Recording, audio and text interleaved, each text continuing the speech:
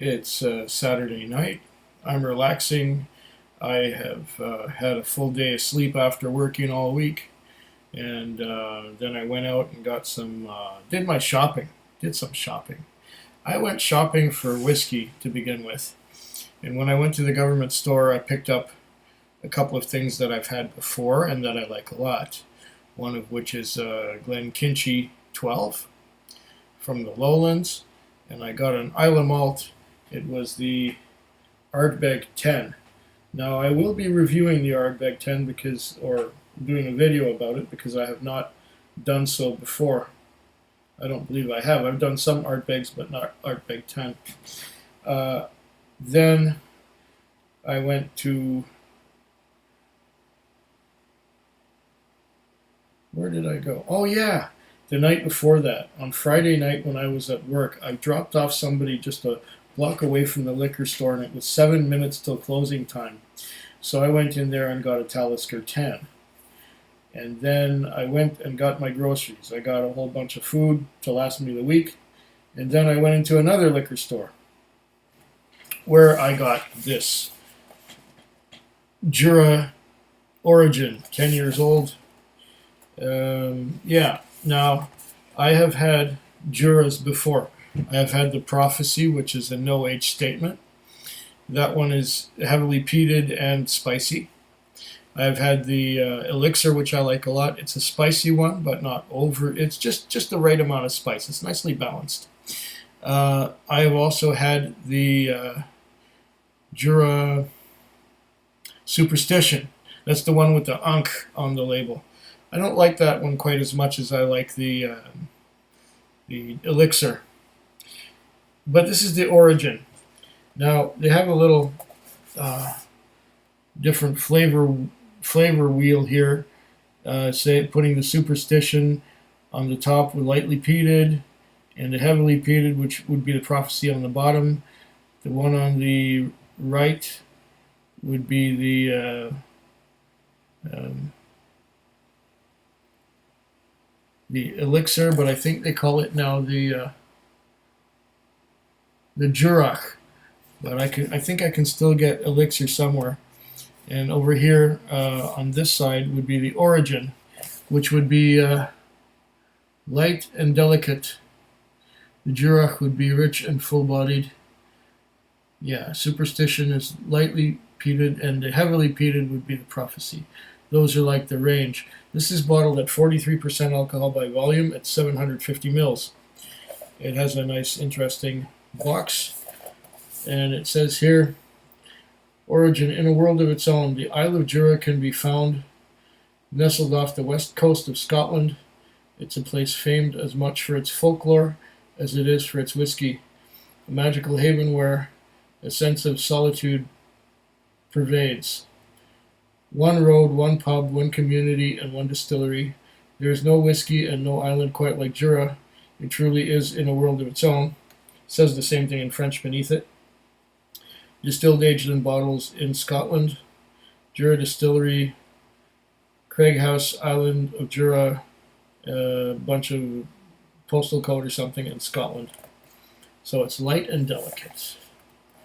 The story, okay. Origin is a whiskey that begins the Jura journey.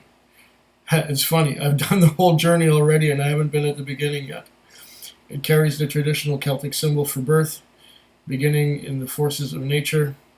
It tells of a passion rekindled, a distillery reborn, and a remarkable whiskey forged by turbulent seas and windswept landscapes. The taste. Slumbering for a full decade in quiet contentment, this beguiling spirit has a lingering taste of sweet pear, crushed apples, maple syrup with gentle notes of honey, caramel, soft licorice, and roasted coffee beans. Well, that looks like an interesting bit of marketing. I'll let you know what I think of it. I just had, there you are, the classic shape of the Jura bottle. And there it says Origin on it rather than anything else. Like I said, I've had Jura whiskeys before. Some I like more than others. but I've never had this one. So that's why I'm doing this video of it right now.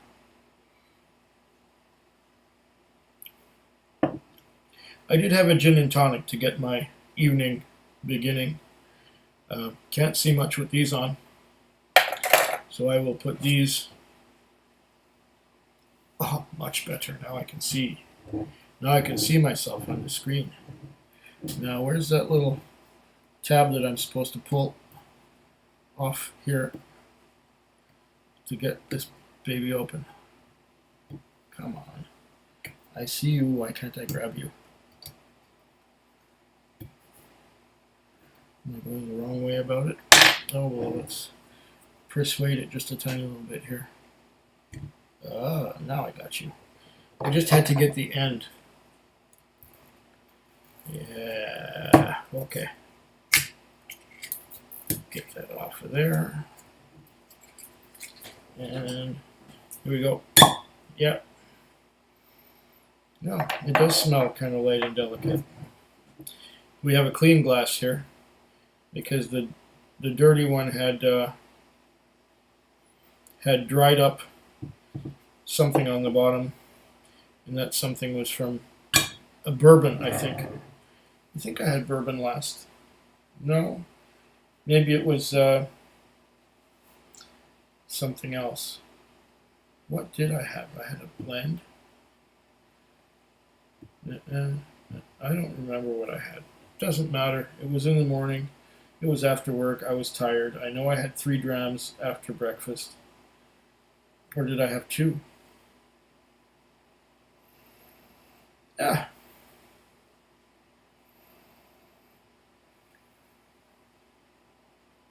I get light and delicate already, yes. Apples and pears.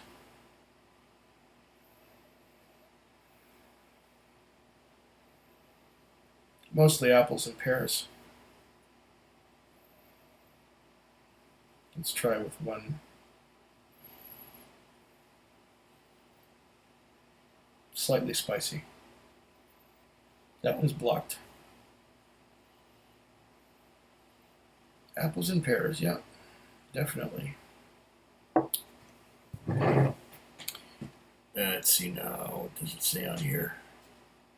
Light and delicate, okay. Well, 750 mils, 43% alcohol. I think I mentioned that already. Okay. Not much on the nose, but a bit of fruit, gentle fruit, light fruits, apples, pears, that kind of thing. Maybe a bit of white grape.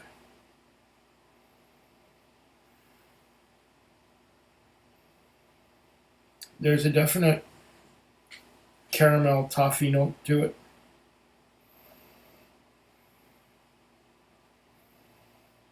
No smoke at all. Very little spice. Actually, yes, there's... Yeah, toffee. The fruits have moved aside a little bit, so the pear and apple have moved aside, and now I'm getting more toffee. Toffee, toffee, toffee.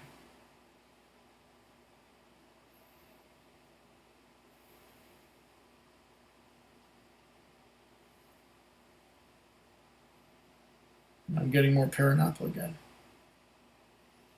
Okay. 9 minutes already? My gosh, let's taste it.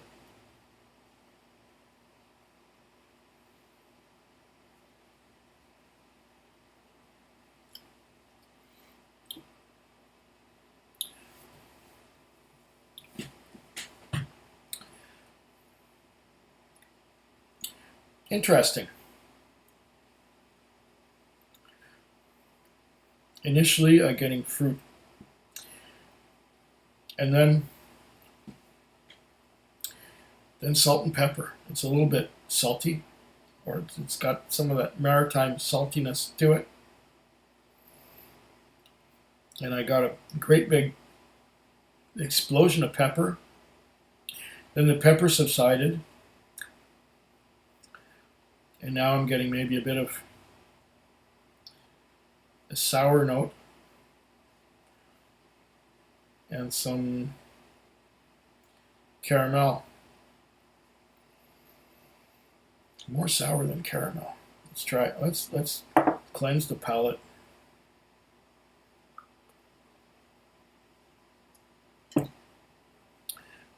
Do this again.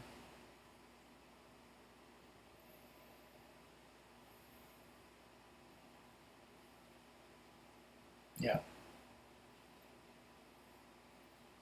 Bit of toffee with the fruit.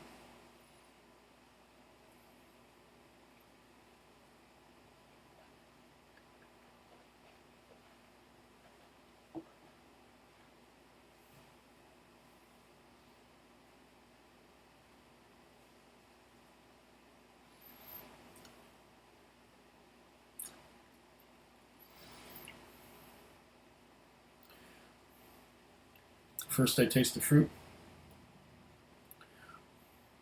Then again, that explosion of salt and pepper. Then the salt and pepper subsides, leaving a toffee note at the end. Not really much of an aftertaste. It's got a short aftertaste. I'm getting lingering bits of apple. Not a lot of cinnamon. Apple and a little bit of that salt and pepper is lingering. And that's it. Again.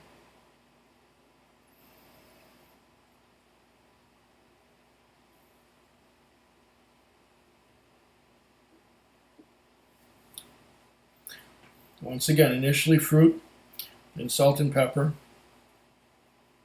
And as this salt and pepper parts, a little bit of toffee, a bit of caramel. Not more complex than that. It's pretty straightforward.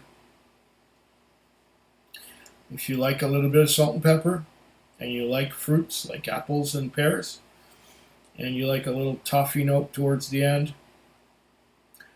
and then after that, there's still the lingering salt and pepper. That's different. Well, I'm glad I tried it. Naturally, it's not my ultimate favorite, but it's also possible that this bottle will get better and more interesting as I go along. Get her down to about halfway. There it might really hit its stride. I mean, there was one bottle of whiskey. It was a Ezra B. It was that specialty Ezra Brooks whiskey. And it took me, I would sip on it and sip on it and sip on it. And I sipped on it for about a year. I had that bottle so long. And then there was 1 dram left at the end. And I poured that last dram. And when I finally nosed and tasted that last dram, I finally got it. I finally got that whiskey, but it took me a whole bottle to do that. So I can't base anything conclusive on the first dram. As a first dram, this is okay. It's not knocking my socks off, but it's okay. That means it could develop into something better as the bottle goes down. Anyways, I will maybe try something else immediately. Slancha. Food Quig. Food Quig. Food Quig. Food Quig. Food Quig. Yeah.